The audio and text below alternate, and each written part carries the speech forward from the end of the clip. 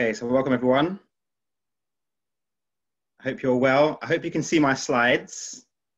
Let me know if you can't, but I'm hoping you can see my slides. And as I mentioned, this is we can, that's good, it's a good start. As I mentioned, this is a conversation, a webinar around how we can engage men in conversations around gender equality. And it's hosted by We Are the City. My name is Elliot Rae, and we've got an hour. So everyone, if you'd like to introduce yourself in the chat function, let people know who you are, where you work, and what you're trying to consider, what you're doing in your organization, and what you want out of today as well. So I can already see we've got Ritu in there. Hey Ritu, University of London, how are you doing? We've got Graham, all the way from Scotland, a retired police officer. Hey Ritu. So introduce yourselves in the chat. Let's make this interactive. Let us know who you are, where you work, and what you're doing. Hey Teresa, hey Lorraine. So let's introduce myself. That'd be a good start, wouldn't it? Who am I? Okay. So professionally, I run Music Football Fatherhood, which is a parenting and lifestyle platform for men, all about open conversations around being a dad. So we've got one of the most popular blogs in the UK for fathers. We have a podcast. We do events. Our next event is on Wednesday, actually, around masculinity. And we try and provide a space, really, just for fathers to explore what it is for them to be a dad. And we touch on topics ranging from expecting dads to new dads to working dads, topics and issues around race, around bullying, around education, and really try and just have those conversations that you're probably not going to get other places from like-minded people. We were called the dad's version of Mumsnet by the BBC, which was very nice. So alongside that, I'm also really involved in fathers in the workplace and really champion the supporting of fathers in the workplace, how organizations can do that, why they should do that, the benefits to doing that as well. And as part of that work, I was in Parliament early this year, helping the University of Birmingham's Equal Parenting Project to launch their Fathers in the Workplace Toolkit, alongside some great companies like Vodafone and Aviva. And I was also part of the Equal Lives report, which was done by Business in the Community. So this report really, for me, was groundbreaking. It really looked at how we can get a move towards equality in the home, but also in the work, and really explored attitudes and policies and what's really going on in the workplace. And I'm going to be talking about Equal Lives later on. I was lucky enough to be part of the campaign, in their videos, and speaking at their launch event as well. As part of that, I run Engage in Dads sessions. So I go to organizations and talk to them and help them to hear the voices of the men and fathers in their workplace, and really explore how they can better support working fathers. And lucky enough, out of all that work, I was very lucky to be recognized by United Nations and UN Women UK. And last year, I was the recipient of the UK He for She Changemaker Award in 2019. I've also done and held professional senior roles in government around diversity and inclusion. So as a practitioner, a profession, I'm a diversity and inclusion professional. I have run Project Race in DEFRA, which was a large-scale culture change program spanning over 20,000 people across the department and also the agricultural sector as a whole. And most recently in the HM Treasury as their head of diversity and inclusion delivery. I also write quite a lot for MFF, but also for other publications. And I've written a few times for The Independent. The last article was actually retweeted and shared by The Rock, which was a big surprise to me. Wasn't expecting that. So that's me professionally. I dedicate my time and my energy to equality, really passionate about gender, around fatherhood, parenting, and race. And that's where I like to spend my time and energy in really making a change in the world. It's my passion. It's what I what I love doing. It doesn't feel like work to me. And I really feel like I can make some change in this area. And personally, I'm a husband. My wife's nanny is downstairs with my daughter. And we have one daughter. She is 5 years old. And we also have a dog, a new puppy called Jessie, who's the newest member of the Rae family. So for me, the reason I really got into working with organizations and looking at gender equality and fatherhood in the workplace was becoming a dad. For me, that was a life-changing moment, as it is for most parents. And that really, really opened my eyes to some of the roles that we are encouraged to have, to some of the expectations, and to what the workplace and wider society and media does to shape those roles and those expectations. So as I said, Ellie is 5 years old. And it's been such a journey for us as parents. It's been such a journey. The early pregnancy was actually pretty plain sailing, to be fair. It was all pretty easy, which is great. But for us, the birth was very, very difficult. And when my daughter was born, she had an infection, and it was quite serious. It's called Group B strep, and it was quite a serious infection. So after the long labour, which was up and down with lots of scares and about juice being used and all that sort of stuff, she came out and she wasn't breathing very well, and she was quite sick. So I had to resuscitate her and take her to intensive care. And we were in the hospital for 2 weeks, and it was up and down, and we weren't quite sure, if it was going to be okay. This is quite a serious infection. 1 in 10 babies die. Another 1 in 10 babies have a serious life-changing disability. So for us, it was a very kind of up and down period, those 2 weeks, and it kind of ended with an MRI scan because she got a bump in the back of her head, and the doctor was really, really worried. So we kind of rushed into an emergency MRI scan. Thank God, as you can see, she's a very energetic five-year-old now. But what that happened after that was, I had a few days off work, and then I was back into work. So pretty much all of my 2 weeks paternity was spent in the hospital, and a few days back at home, and then kind of back into work. And going back into work after that traumatic experience, and my wife was experiencing a lot of postnatal anxiety, going back into the workplace was really a shock to the system. Because, there was times when I was so tired, when we clearly hadn't kind of dealt with what had happened. We hadn't come to terms with it. We didn't have any professional help at that time. And going into work and the expectations to kind of just pick up the job again, do the job. The expectations and the standards, there wasn't any allowance for those to slip. And for me, that was a real moment of like, wow, I'm not sure this is good. There were times when I was an active dad at home. I was doing the nighttime feeds and taking over when I got home from work, but also going to work and then feeling very tired.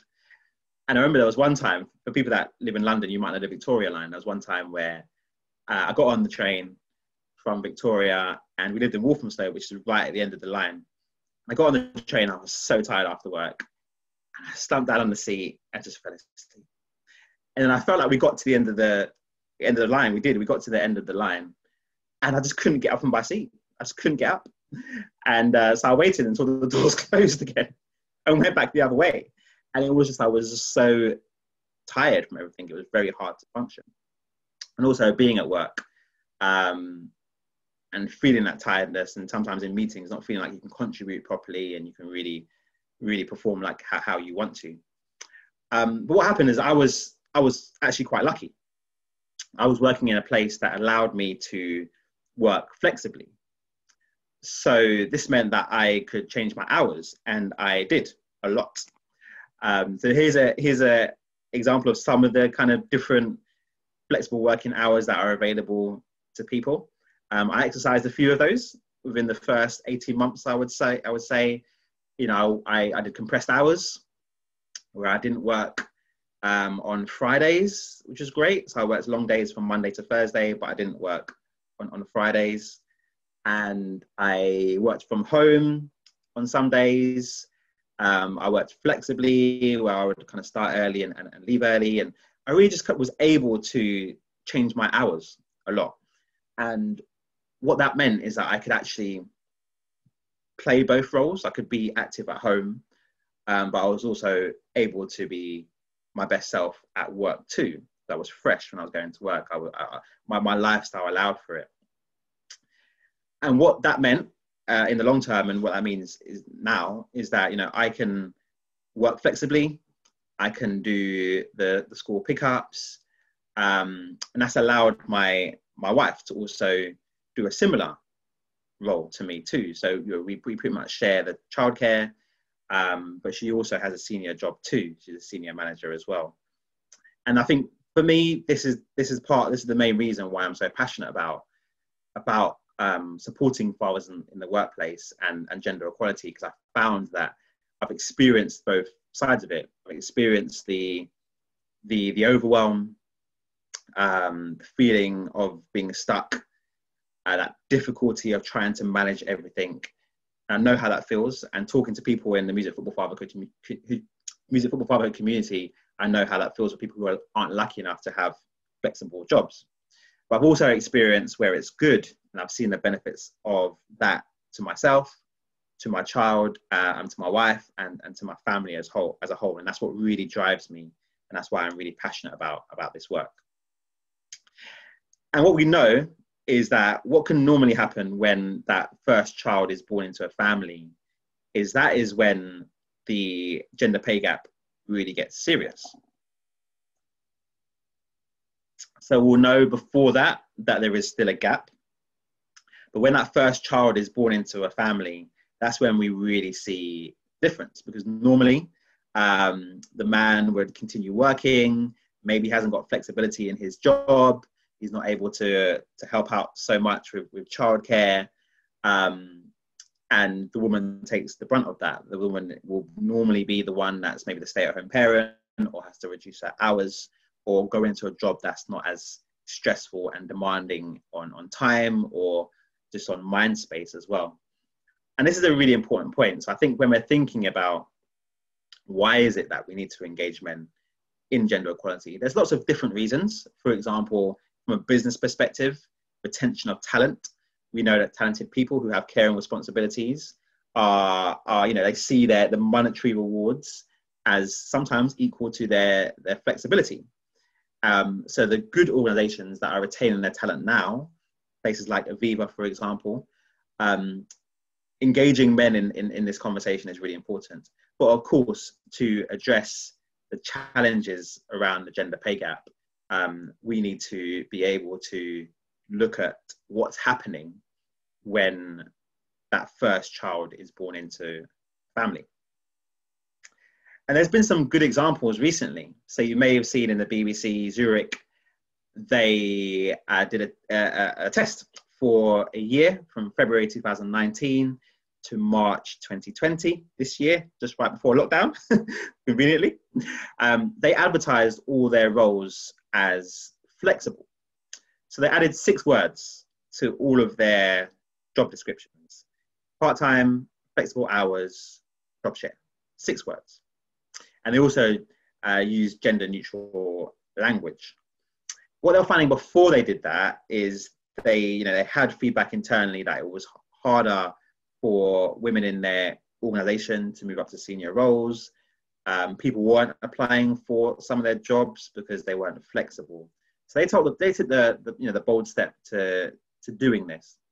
And what they found as a result was quite good, and something I think we should definitely reflect on.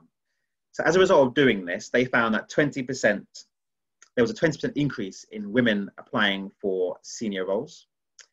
And there was a 33% increase in women successful in applying for senior roles. But interestingly, over and above that, they found that for all of their job vacancies, they had double the applications from both women and men.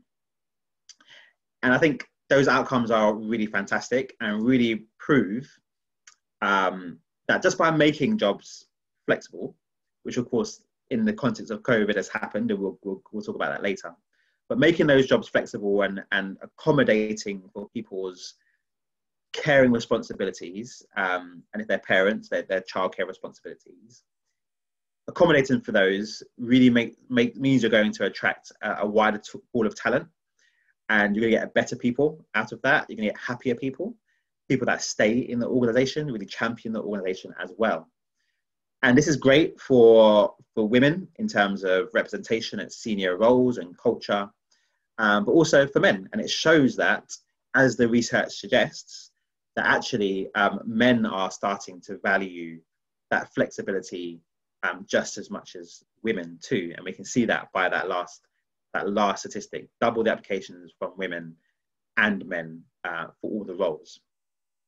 And I think, for Zurich, it's fantastic because now for people who are maybe inside the organization, they will see great role models at senior management levels working flexibly. And that will mean that the culture, that's one of the main things that you can really do to move a culture to a place where it's not only acceptable, but it's celebrated when you have people working flexibly and not ashamed of mixing or they're not hiding the fact that they are a parent or a carer at work. And for men to be able to do that, to be proud of their caring responsibilities at work and actually be okay to get off their desk at 3 p.m. and go and do the school run, I think that's a really, really impressive and important place to be. So let's think about the Zurich example and the wider context around that, because that is a really good example, but we know that there are challenges. And I spoke about the Equal Lives report that was done in 2018, a really comprehensive report. And that report really looked at, what is going on with attitudes, with policies, with views, and what are the barriers to us achieving that equality. Because we know that for us to achieve gender equality in the workplace, we need to move towards equality in the home. Now, those two things are not exclusive from each other. They are interlinked intrinsically. They are related. I want to run through a few things that came out of that report. Really interesting. So one quote I want to take out was from a father. Said, "When the twins were born, there was lots of support around my wife. I was working very hard. It was full on at home, and I was probably depressed when I look back, but nobody would have even asked if I was all right." And twice more men than women with caring responsibilities believe that organization expects them to put work above family commitments. So we can see, from that feedback from that dad there and his twins, that societally we don't necessarily consider always the challenges and the changes that will go into a man's life when he becomes a dad. And a lot of men have reflected that in their workplace. They feel like their workplace expects them to put their work above their caring responsibilities. And also, 55% of men feel the demands of their own job has adversely affected their partner's career. And that's a lot less than what women would say. But we know that the tide is changing. We know that there are more men that do want to get involved in caring responsibilities. 83% of men with caring responsibilities believe that organizations should provide considerable support for employees who look after children or dependent adults. And 1 in 6 men report that they have changed their role within the current organization or moved to a different organization to help balance work and caring responsibilities. And interestingly, this report found that 2 in 3 men said they would be encouraged to use family-friendly policies if they were confident it would not impact their career. And I think this is really interesting. We know that there are these challenges and these stereotypes societally in the workplace what we're seeing is that there is a will for more men, for more dads, more carers, male carers, to take on more of those care responsibilities. But it's that challenge in terms of how will that impact my career? How will I be seen by my colleagues? Is it acceptable, culturally acceptable in my organization to do that? So I think when we're talking about engaging men in gender equality conversations, it's really important to get to the root. You know, why is it that we're getting this feedback?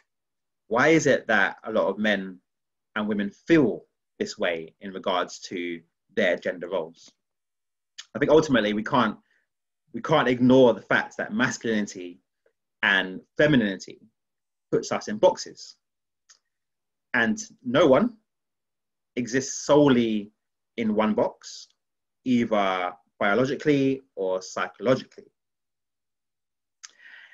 And this is really important because from a young age, a lot of boys are taught to be a certain way.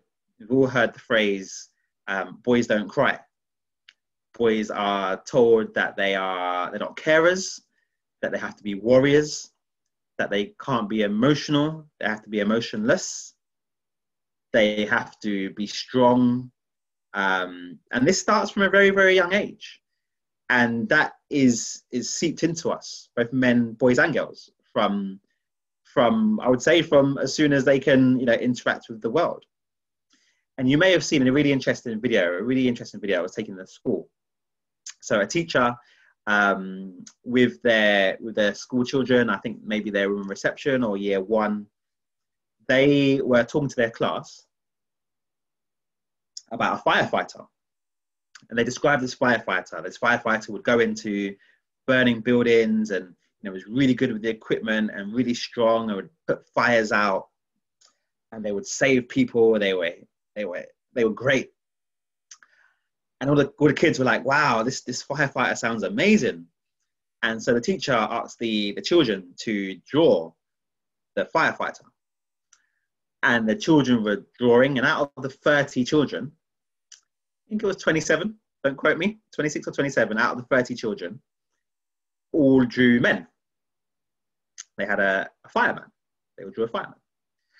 And after the teacher walked around the class and had a look at all the pictures and then went to say, okay, we've got a surprise. We're going to bring in that firefighter. And in walked a young lady.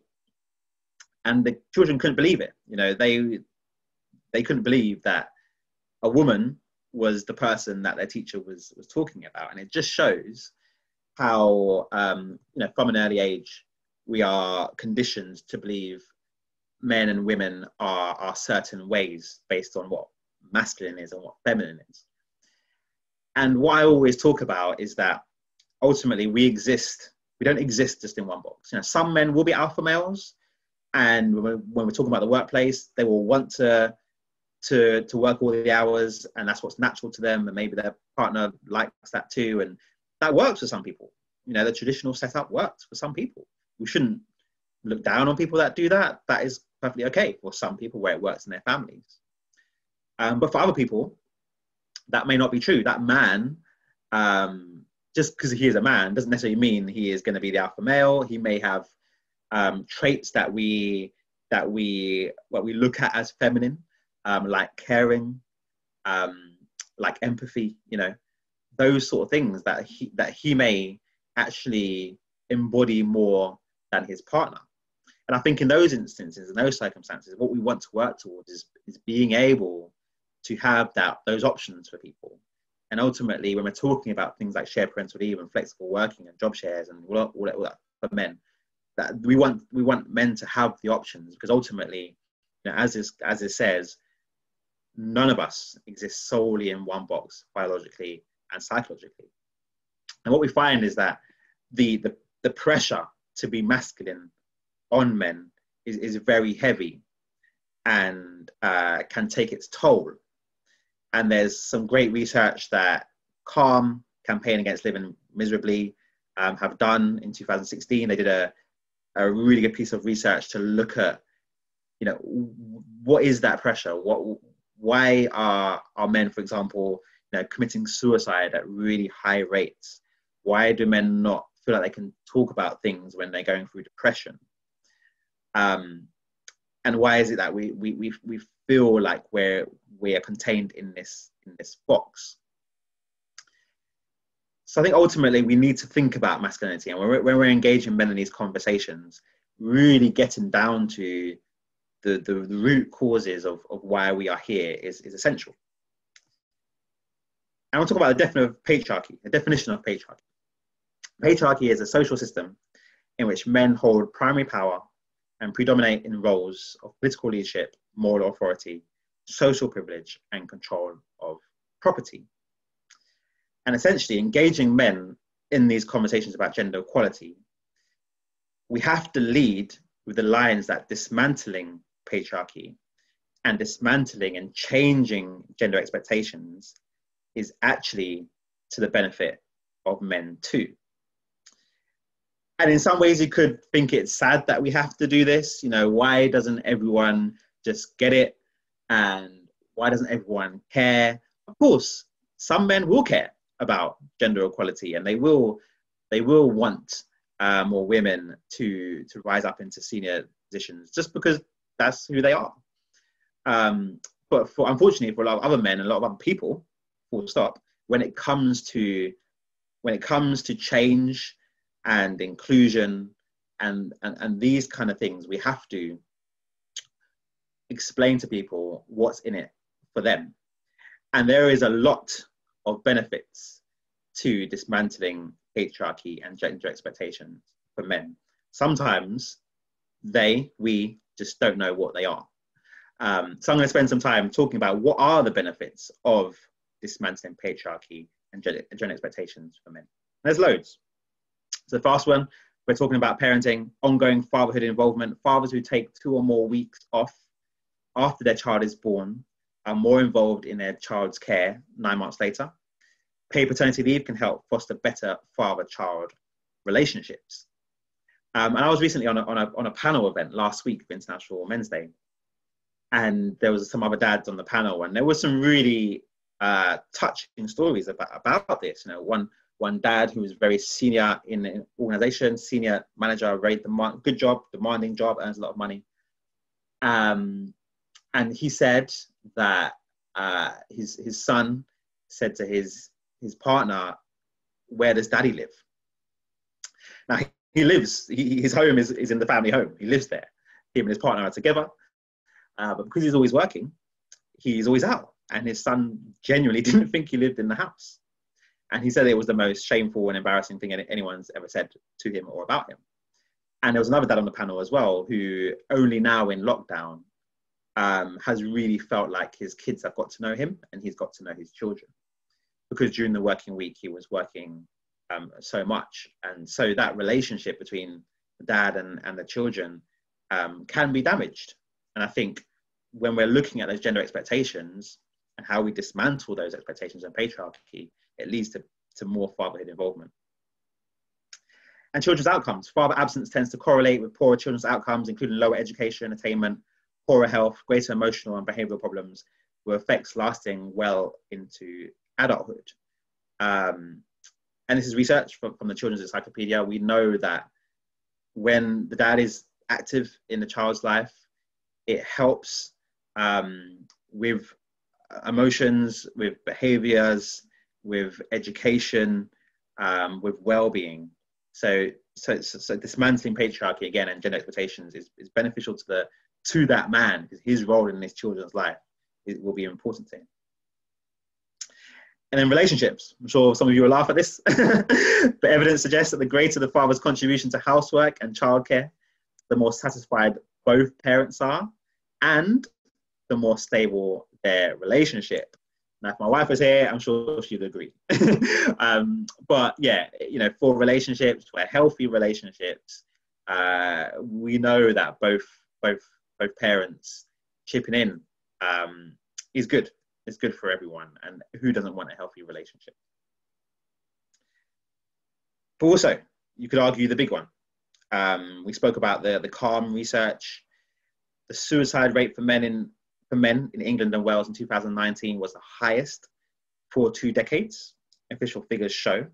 The ONS said that men accounted for about 3/4 of suicide deaths registered in 2019. That's 4,303 compared to 1,388 women.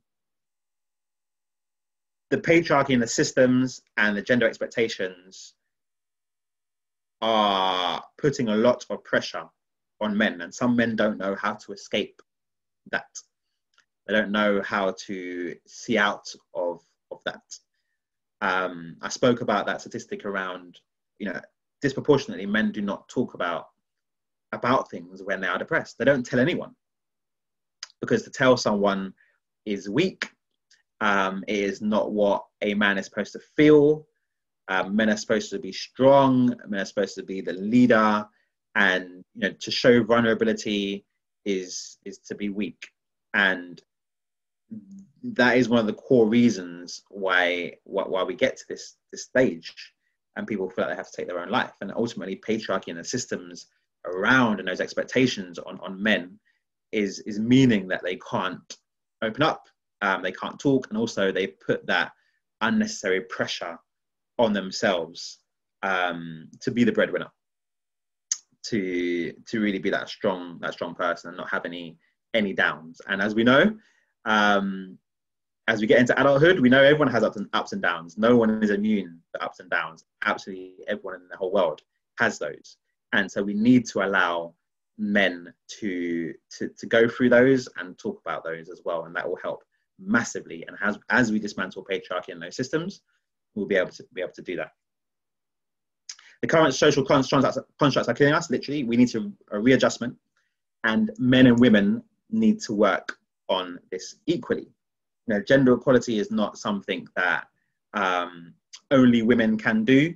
If no men get involved, we won't get very far. We need men and women to really look at what is happening, to look at the benefits of us working to dismantle these social constructs, and equally we can make a change for the benefit of everybody. And I think we're in a real opportunity now. COVID-19 is something that has changed all of our lives. I would never thought I would spend so much time at home this year. At the moment, my daughter's downstairs because there's a positive case in her school. So I feel like I'm in lockdown 1 again. Crazy. But what we've seen is that, a lot of people have been working from home since March. And we've seen a real shift in how we work. And in some ways, a lot of the things that I and others have been talking about and championing has been accelerated over this period. And a lot of organizations that were maybe making excuses or didn't know how to implement certain things, because of necessity they've had to, we've seen that things can be done from home. And actually a lot of the parents I speak to, at least, are a lot happier. Me, I don't have to run around in Euston Station for the train. I'm not worrying about getting fined £1 per minute for my daughter's nursery when she was in nursery, for being late. I feel like I'm getting more sleep, my well-being. I haven't worn a shirt for 6 months. I hate ironing, so that's great too. So lots of benefits, loads of benefits. But in May, the ONS found that the first lockdown had led to a 58% increase in childcare undertaken by men, whose working hours dropped by 1 hour and 37 minutes per day. While women still did more childcare, the gender care gap narrowed. And in 2015, the ONS found that men were spending 39% of the time that women spent on childcare, compared to 64% during lockdown. So now we're in it's an opportunity at the moment. How do we learn the lessons from what's happened this year? So, next year, hopefully, when things go back to some sort of normality, how do we learn the lessons from this? It's important. We can't just let this moment pass. We have to make sure that we evaluate what's going on here and we design a future that really capitalizes on the wins. There's been a lot of losses this year, but the wins, what is it that's been good? And how do we build that into the way we work in the future? So I want to talk about some practical tips for engaging men in conversations about gender equality. There's a few. So involving men in design of events and policies is important. I founded and chaired a young families network. a few years ago, and really made sure that on the executive team, we had a mixture of men and a mixture of women. And I think that's important because we get the input of men and women, but also it shows our members and the wider organization and people that are yet to be members that this is something for both men and women too. And that goes into my next point about encouraging men onto your network executive committee. So if you can, maybe having a target to make sure X% of your executive committee members are going to be men. I think when you're doing events and communications, bringing in senior male champions is really important. Hopefully your organization will have a senior champion around caring and around parenting. That is important, obviously, because they are senior and they have influence, but also bringing in junior male staff is important too. I think, sometimes we forget that junior staff have a lot of influence. They will potentially connect with and talk to more people on the ground than a senior manager would. So making sure you're involving junior male staff as well. I think intersectionality is important when engaging men in these conversations. So consider race, age, disability, sexual orientation, and other characteristics. There will be specific things that relate to different people. Me as a Black man, I will have different challenges to other people. Me as a Black father, I'll have different challenges, and a gay dad, a disabled dad will also have different challenges too. So I think when we're talking about representation on events and panels and speakers and whatnot, but also considering policies and messages to make sure that we are including the range of men and looking at intersectionality. I think getting men on panels, making sure the men in your organization are speaking up, find those male champions, senior, junior, and get them to talk. Get them to tell their stories as honest and vulnerable as possible. And that is the way that we move the culture forward. When you've got people who are open to coming and sharing their stories, other people will feel like they can too. I think bringing guest speakers who men can relate to. We're talking about intersectionality. I think the case is us as human beings, when we see people who we can relate to in some ways, we maybe hear them a little bit more. We'll give them a bit more of a chance. And so, me being careful, who is it that you can bring in that can really relate to your audience? And lastly, thinking about how to work differently after lockdown. A lot of men, male carers, dads, carers will have had an experience over the last few months. And from what I've heard, it's been a very positive experience in terms of work-life balance. So, really engaging them in those conversations about what does the future look like. And now is a really great time to do that. And lastly, I think be bold and be brave. Today, when I spoke about masculinity, when you speak about patriarchy, when you're sharing those emotive stories, you have to be brave to do that and be bold to do that. We can talk on a surface level about solutions and data. Of course, that's all good.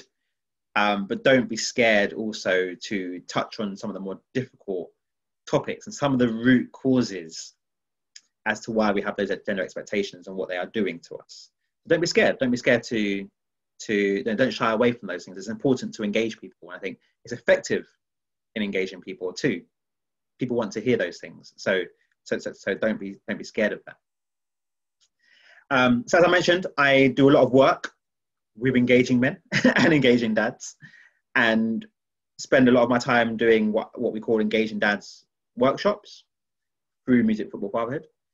And these workshops are workshops where we go into organizations, and men and women are welcome, line managers, everyone's welcome. And we talk in a really interactive workshop about how fatherhood has changed from the 70s, when dads weren't even in the labor ward, when they just continued to work and then some nice clean baby came home a week later, to how that's changed now. So we talk a lot about that. There's some quizzes and there's a lot of interaction pieces in there. We get people to share about their family life and how they have shaped their work life to suit their family. If they have, we get people to share about that, and people don't normally talk about that at work, so that's really interesting. And then we run through kind of why we need to support working fathers, the benefits of doing that, and importantly, how we do that through culture, through line management, and through policies.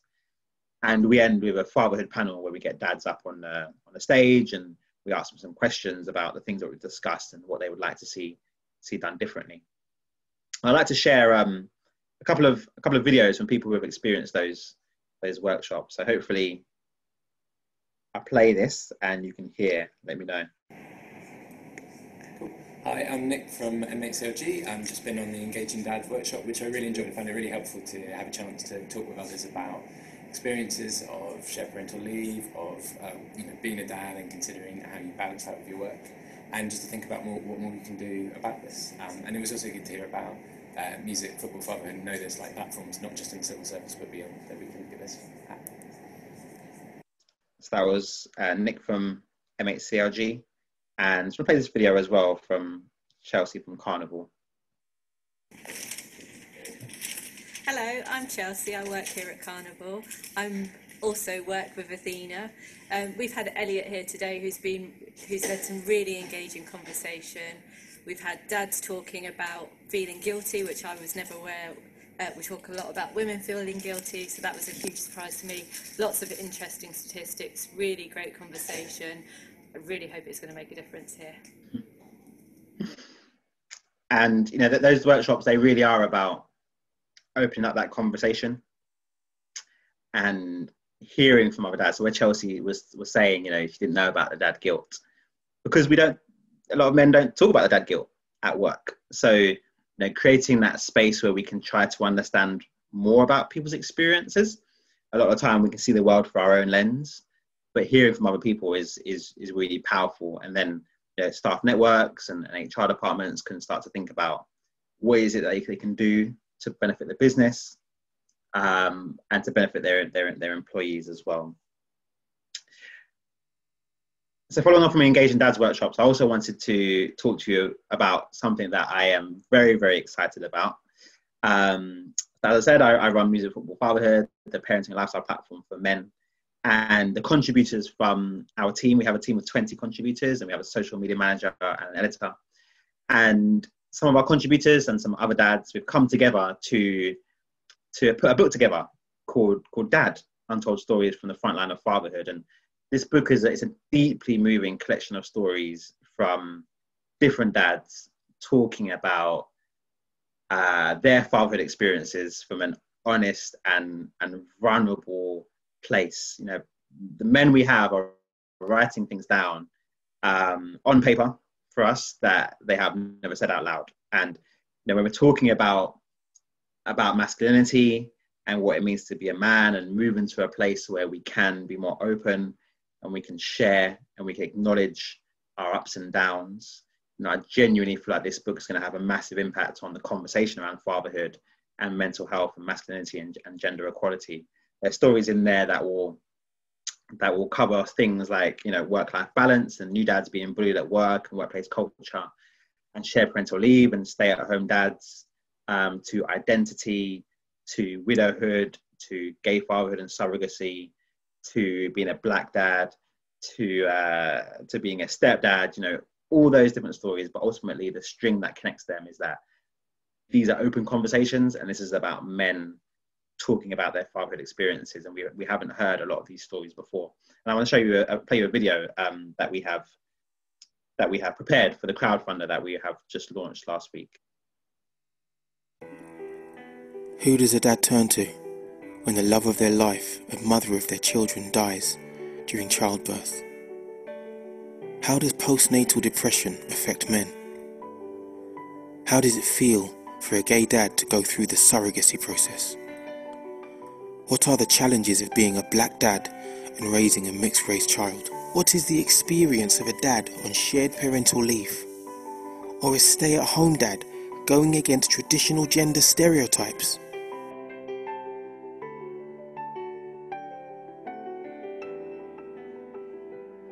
We at Music Football Fatherhood are telling their stories, and stories of other dads in our new book, Dad, Untold Stories from the Front Line of Fatherhood. Dad is a deeply moving collection of stories that represent the diversity of modern fatherhood and seeks to start a conversation that challenges the traditions associated with masculinity. We know that Dad is a groundbreaking and essential book. We know the world needs it. This book is an essential and important step in moving the conversation about fatherhood, masculinity, mental health and gender equality forward. We need your help to make this book a reality. To support us, please donate to our crowdfunder and share with your friends, family and community. We really appreciate your support. Be a part of the moment to create more open conversations around fatherhood. We are Dad. So, as I mentioned, we have, that video is really powerful. I watch it every time and it's just, yeah, it gets me every time. But it really sums up what we're trying to achieve in the book. And we have some partners that we're working with. Some are the best football club in London, QPR, my team, of course, are on board as a partner. We have, Carers UK, Action for Children, Working Dads, Portsmouth Football Club, BT's Gender Equality Network. So it's a mixture of networks in organizations and also, companies from a corporate perspective as well. So we're looking for more partners. We're looking for more people to come on board. You don't have to give us money. You can give us money if you have money, but you don't have to become a partner. All you need to do is, promote our crowdfunder, help us to get the messages out there around our book. We can do explore some joint events and stuff like that. And as in exchange, we will credit you in the book, and we've got a page for all of our partners as well. So it's something that you can use in your organization as a partner. The crowdfund is going really, really well. I've been so overwhelmed by the generosity and the amount we have raised, but we need your help. I want to make this a professional product. It's going to be in Waterstones, on the Waterstones website. It's going to be hardback, but we really need help to make sure that it's the best product that it can be, and these stories deserve that, and that we can do all we can to make sure it gets out there and all the people that need to see the book can see the book. So the crowdfunder is crowdfunder.co.uk/we are Dad. So in summary, we do have some time for questions. We've got 10 minutes. So number one, I hope you have some ideas around how you can engage men through your events and through your networks. We spoke a lot around those things around champions, around masculinity, around intersectionality, around talking about the benefits of dismantling patriarchy and gender expectations for men, and tips for how you can do that. And ultimately the fact that men are, and a lot more dads especially now, are very interested and want to work differently. COVID has been a game changer, and now is a really important time to lean in on this. Now, we're probably not going to get this opportunity again, so I'd really compel you to seize this moment as much as you can.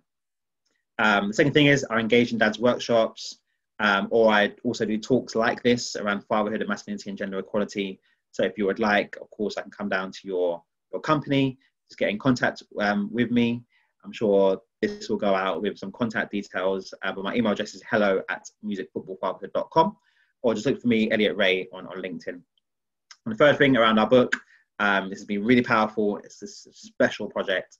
So if you would like to, then become a partner in our book, and if you'd like to too, donate to our crowdfunder as well. But yeah, I really hope you found this useful. There is, before I go into the questions, there is another event on the 24th, which is tomorrow. Yeah. That We Are the City are doing, and it's around workplace bullying, why it happens, and how you can protect yourself. So sign up on their website. So We Are virtual event, really good, with Annette Shaw. So please do sign up for that. I just want to make sure I get that in, and don't forget.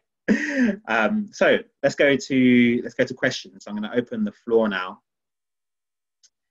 and if anyone would like to come into the conversation. So we've got, just use the hand up function. If you know how to put your hand up, I think it's by the participants, and then we can come to you. So Nelly, would you like to come in with a comment or question?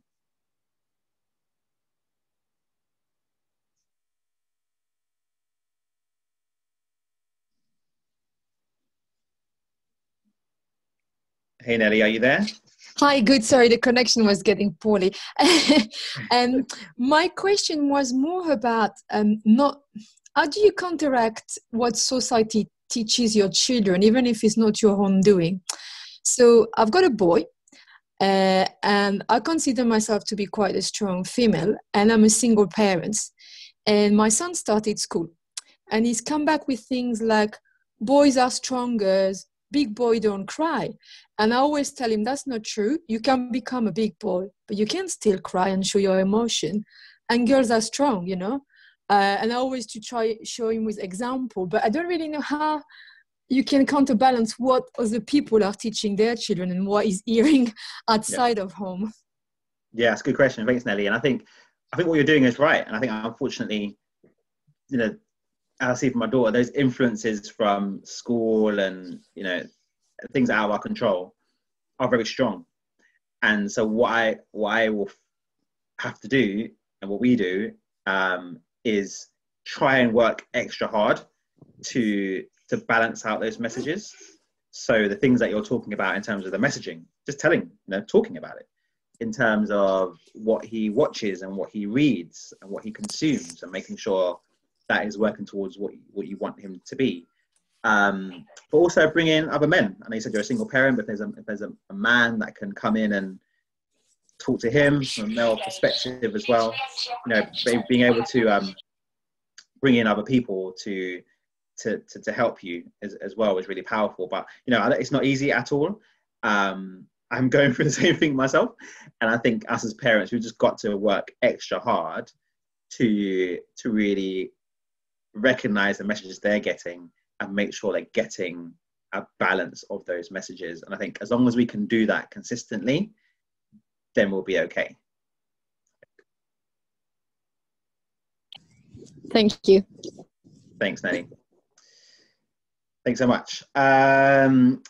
Okay, does anyone else want to come into the conversation? Do we have any more hands up? Can't see any more. Maybe I'll stunned you all into silence, maybe. So yeah, we've got 5 more minutes left. So if anyone would like to come in, then feel free. Here we go. We have another person, Lily. Okay, so I'll click allow you to talk.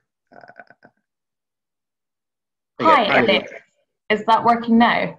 I can hear you now. Great, thank you very much for your presentation. My question was about engaging men who maybe aren't fathers or aren't fathers yet. I know you talked in one of your points about engaging junior men, and I just wondered if you had any tips for engaging men in the conversation outside of fatherhood. Yeah, so I do find that fatherhood is a kind of an immediate way, because obviously that is where their life changes. But I think there are younger men who may have caring responsibilities or just want to work flexibly for other reasons too. And we're finding, especially like with millennials and younger people, is that they are valuing, and not just valuing, but expecting to work in certain ways. So they are expecting to be able to work from home. They're expecting flexibility. So I think if you can find people who you know who are younger, aren't parents, but like to have variation in their life, I don't know, they might have a hobby. They might enjoy whatever it is outside work they want to do. They work differently to the norm. I would really keep those people close and make sure those people are a core part of your strategy. They're in your network, they are sharing, they are talking. Because if we can amplify, you know, role models and do it in the right way, their voices can spread. And if you've got just 3 or 4 people, young men, aren't parents, but for whatever reason, whether it's caring or just lifestyle, they work differently, you know, making sure that their voices are heard and platforming them, making sure they are speaking, making sure they are visible, making sure they're feeding into materials, I think is a great start. and can hopefully then encourage others. And then, when they get older, them and other people around them will already be in that headspace already. I hope that helps. It's a tough one, but I hope that helps.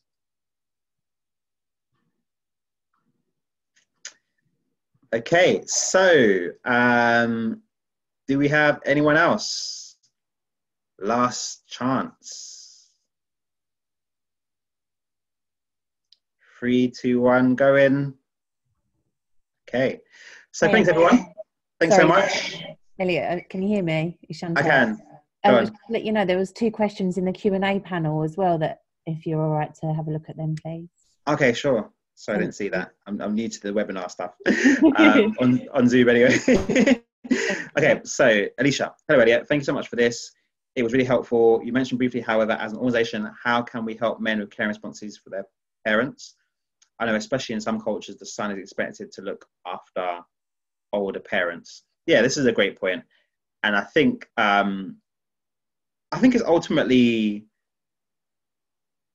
the same tools and techniques that I've spoke about in terms of the fathers. The same things around role models, around intersectionality, around bringing them into policy design, around platforming people, around being vocal and make sure those people are visible. I think you use the same techniques, but you just apply it to caring. I was on a panel last week and there was a young man who is a new graduate, was caring for his mother for the last 5 years. And the conversation that we had around men, fatherhood and caring, it all kind of evolved around the same thing. Ultimately, this is a young man that needs to work flexibly. He needs to be able to work differently. And where his organization is, he really benefited and really liked the fact that he could leave early before lockdown, he could work flexibly, and him that was good. And they brought him into the conversation and made sure he was talking. So I think it's the same kind of messages, really making sure your people and your organization knows that there are young men, young males with caring responsibilities, and ultimately that you have a responsibility to cater to them. So I would say, yeah, same kind of themes. I don't think there's obviously differences in your messaging and your approach, but I would stick to the same kind of techniques. Okay, so another question. What do you think about how some Scandinavian countries have approached things like shared parental leave and extended paternity leave? Do we need to mandate it? Old concept unlikely to happen, to get culture shift needed? How much do you think is still around the societal notion of the provider? Yeah, so countries like Sweden, Norway have done amazing, and they have great policies. But I think interestingly, what you're saying around culture is the key here. So I want to talk about Aviva, and Aviva have done some really good work to introduce equal paternity leave for mums and dads. So I think it's 9 months, 6 months and 9 months paid.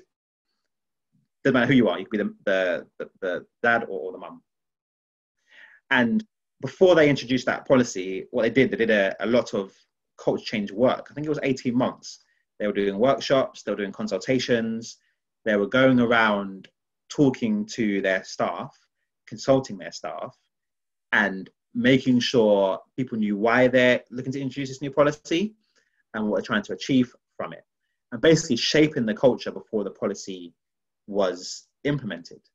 And I think that was really important and really clever, because sometimes if we just introduce a policy, but no one knows that it's safe to use, or no one knows that it's got the backing of senior leaders, or no one knows why we're doing it, what we're trying to achieve, the take-up can be quite low, and we've seen that with shared parental leave.